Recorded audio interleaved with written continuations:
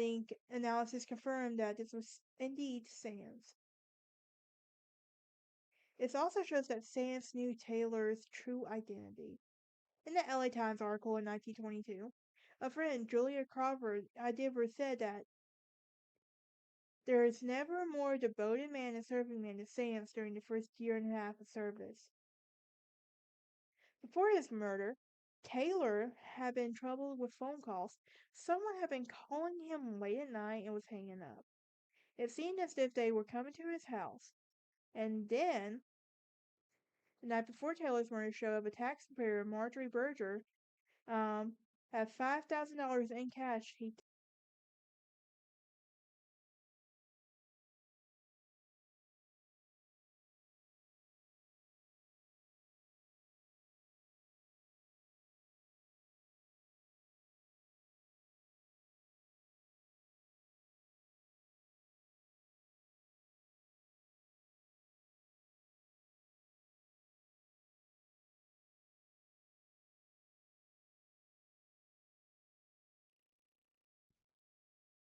Welcome back to the True Crime Lounge podcast.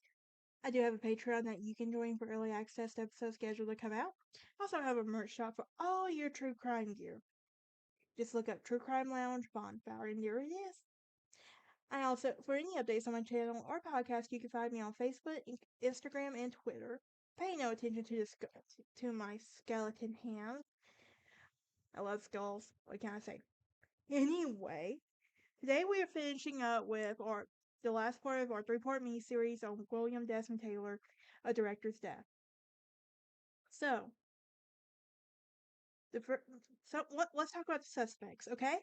So the first one was going to be Mary Mouth's mentor with Desmond Taylor. And there had been an incident in the 1920s when Mentor had a tantrum while locked in her room with her mother Charlotte Shelby's gun, and a shot was fired. Mentor played dead when her family came in and jumped up in laughter. Higgins believed that she was using the gun to get her way with Taylor, and she tried to do it with her family a couple of years before.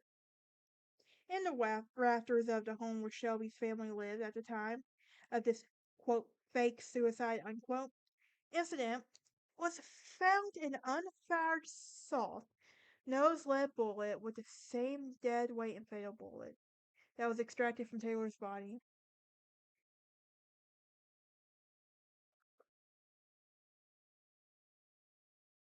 Next, we have Thomas Lee Woolrine. Wolverine, I'm sorry if I'm butchering it up. I'm terrible with names, so I apologize in advance. But it was said that the reason Mentor and Shelby were never prosecuted at the time of the murder was that Shelby was a close friend of the DA, Thomas Lee Woolrine, and it was alleged that Shelby may have paid off not only Woolrine, who was accused of bribery in 1915, but successful DAs Asa Keys and possibly Baron Fitz. In the Shelby Mentor family accounts, there was $750,000 never declared to the IRS, and transfers beginning in 1922 were made negotiable funds and stock certificates with no written trail, as detailed in 1931 litigation between Shelby and her accountant Les Henry. Henry claimed that the money went for the police and press protection. Henry also convicted of improper financial transactions, but not of stealing the money. In addition, Shelby Thomas had benefited from the contributions from the studio during his campaign, in which to protect the studio at all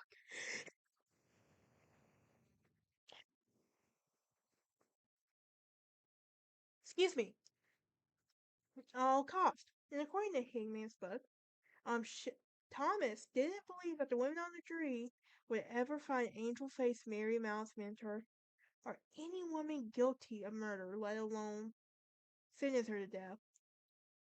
And he was worried about the political future as if he lost a conviction. More than one police detective stated that every time they got close to solving the case, they were either told lay off or you're going in the wrong direction.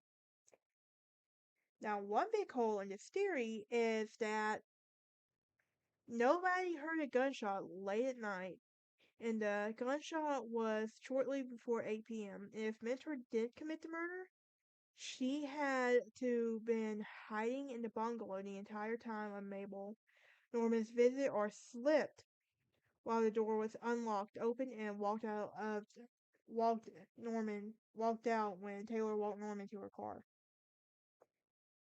Another suspect is Charlotte Shelby. Um,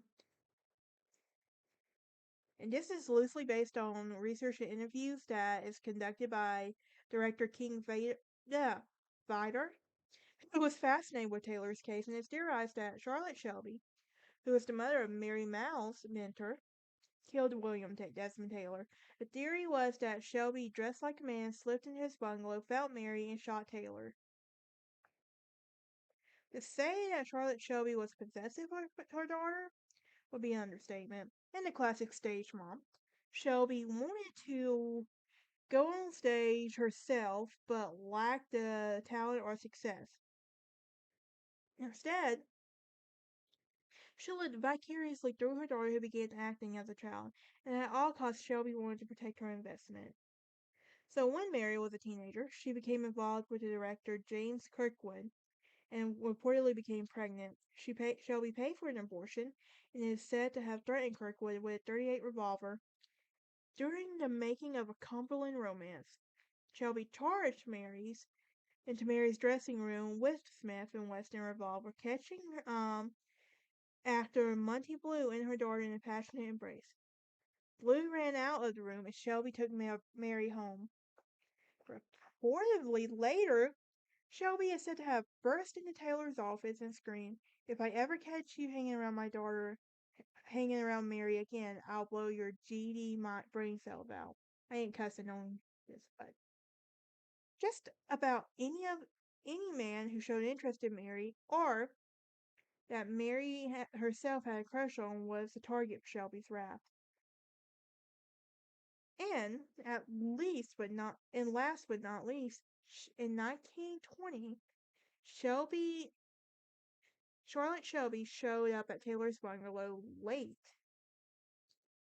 that night when 1912 .38 Smith & Wesson, and was tucked in a long sleeve of her gown, demanding to know where Mary was.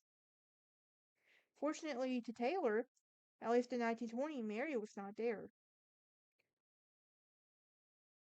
It wasn't until 1937 that Shelby was questioned in the Taylor case, and the result was of a civil lawsuit between Shelby and her other daughter, Margaret Fitmore, who testified that she protected Charlotte against the Taylor murder case. And this testimony spurred to a grand jury, while Fillmore stated that Shelby was not home in the night of the murder, and that she was afraid Mary would run off to Taylor.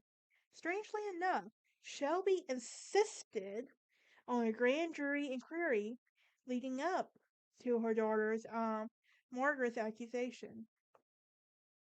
Shelby's non-family member alibi for the night of the murder was actor Carl Stockdale, who had been allegedly in Hickman's book accepted a lifetime income of saying that he was with Shelby between 7:30 and 9:30, and Charlotte Shelby paid Carl Stockton $200 a month for life. Why?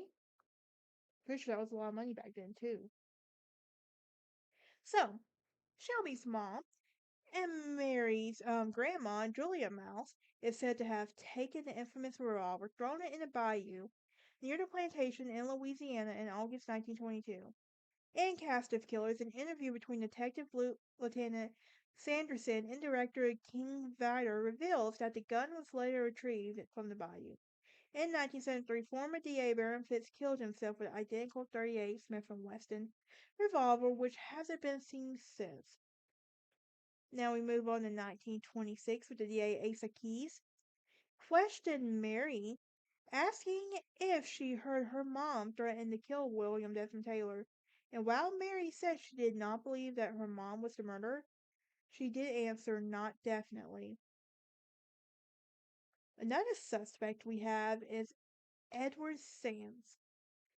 And Taylor had a misfortune of hiring this sociopath, who was Edward Snyder, at his house as his houseman in 1920. Sands pretended this to be a British Cockney. Actually, he was born in Ohio. Um, in the days before employee background checks, how was Taylor to know that was deserted from the Navy and re-enlisted using different names? Sam was charged with fraud and embezzlement in 1915. He was dishonorably discharged after 1 year of hard labor in 1916. He later enlisted in Naval Reserve in 1917, stole an automobile, and wrecked it. He got off saying he paid the damages and then deserted, saying that they could come after him if they wanted the money. In 1919, he enlisted in the Navy again, was assigned to finance office of all places. He forged a check payable of $481.53, then forged his own discharge papers. The first year of Sam's employment with Taylor was relatively smooth. In fact, he seemed to enjoy it and adore his employer, and offered himself as a slave for life. Um, in 1921, when Taylor took a trip to Europe, Sands forged $5,000 in checks and stole a wrecked Taylor's car. Sands also stole jewelry and Taylor's Russian gold tipped cigarettes. A few minutes later, Taylor came home and found a distinctive cigarette crushed and smoked in the porch. And Sands came back to the bungalow, and he had also mailed the pawn tickets of jewelry back to Taylor under his name, William C. Deanne Tanner, with a note saying, "Sorry for the inconvenience on you temporarily. Also, observe the lesson of the forced sale of assets. A Merry Christmas and a happy prosperous New Year. Alias Jimmy V." Handwriting analysis confirmed that this was indeed Sands. It also shows that Sands knew Taylor's true identity. In the LA Times article in 1922, a friend, Julia Crawford, said that there is never a more devoted man and serving man than Sands during the first year and a half of service. Before his murder, Taylor had been troubled with phone calls. Someone had been calling him late at night and was hanging up. It seemed as if they were coming to his house. And then, the night before Taylor's murder showed up, a tax preparer, Marjorie Berger, had $5,000 in cash he kept. And the $5,000 was never found after Taylor's death, yet on his body was $78 in his diamond ring. No other valuables were taken. It was seen that Sands was the murderer, with the exception of the fact that he signed in and worked in a lumber yard in Oakland, California on the day of the murder, and the fact that Taylor didn't find more to Sands indicates that Sands had been blackmailing him. It was also reported that Sands was found dead from a suicide in Connecticut, and the DA Woodline knew this and kept it a secret from the press to throw suspicion away from the movie industry. Hmm. Now, this is a deathbed confession. Margaret Gibson, aka Patricia Palmer Pat Lewis, she has been interested in this case for decades, and often thought there was no evidence that would long come to light. Bruce Long, the foremost Taylor historian, who has wrote a book about him and runs an excellent Taylorology website, received an email in 1966 from Ray Long, no relation. Long had been a neighbor of the reclusive little old woman that didn't leave the house and groceries delivered. This woman, who also knew of Pat Lewis, was the widow and a friend of the mom's. And one day in 1964, the pool.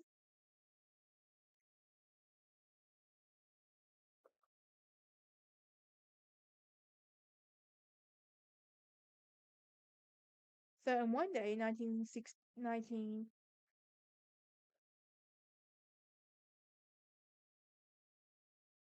Sorry, guys. For some reason, I thought I had hit export on my editing software. But in '64, the poor woman who had converted to Roman Catholic was having a heart attack and asked the priest for to confess. No priest being available, she began to make her deathbed confession anyway, and that she had once been a silent film actress and that shot and killed a man named William Desmond Taylor. And at the time, Long did not know who William Desmond Taylor was. His and Long's mom revealed that one evening she and Pat Lewis were watching a in Wild Stories LA on television when a piece of on the Taylor murder aired. Lewis became hysterical and blurted out that she killed him and thought it was long forgotten. But she never said one word about this. Now, Margaret Gibson, the exquisitely beautiful actress, and Pat Lewis were one of the same person. And at the time she was a silent film actress, Gibson had a trouble of her own, having been arrested for vagrancy, and staying connected with opium and dealing 1917. She was in what they would call a disorderly house translation of prostitution, and at the time she was picking up a local color for a movie role Gibson had acquitted. And after this incident, she changed her name to Patricia Palmer. And in November 1923, she was arrested again on federal felony charges involving blackmail and extortion ring. The charges were dropped by the DA.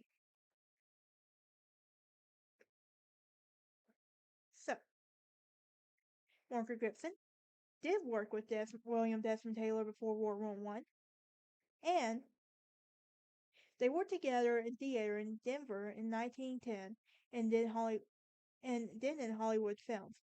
Other than the fact that they worked together as actors before the murder, there is no known connection between them. However, Gibson and Palmer were working at Paramount in 1921.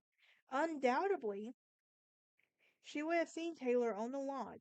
Did Gibson have some kind of romantic obsession with Taylor, as did Mary? Well, Gibson somehow involved with a group of people blackmailing Taylor. Given her arrest concerning blackmail, as this could be a possibility, despite women coming and going through Taylor's bungalow as a revolving door. If in fact, if this would come out, then Taylor's career would be ruined. And you know what could ruin that? The fact that he might have been bisexual. Could the mysterious man who was leaving his bungalow at night been the one who murdered him? His younger brother, perhaps? Um, but the trial of Dennis ends in 1930. And during his lifetime, William Desmond Taylor had been described as someone who enjoys solitude, good books, and most of his work, his intelligence, sophistication, and gentlemanly manners made him sought after guest.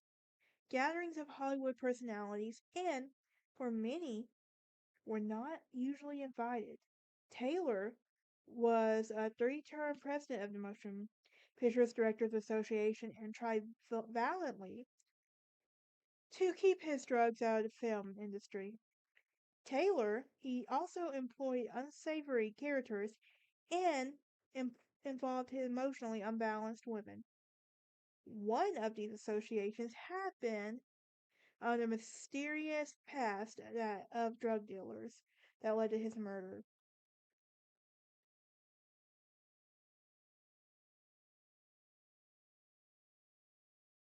His funeral was held at St. Paul's Cathedral in LA, and he was interred in the Hollywood Forever Cemetery, and his last film was The Top of New York, which was released 4 months after his death. Alright, guys, that's it for this mini series. Join me on my next mini series as we talk about not old Hollywood, but a case that did change the law. And this is going to be happening in the UK. We're going to be talking about Sarah's Law, which is the version of Megan's Law here in the US. But that's it. I will see y'all next time. Y'all have a fabulous day.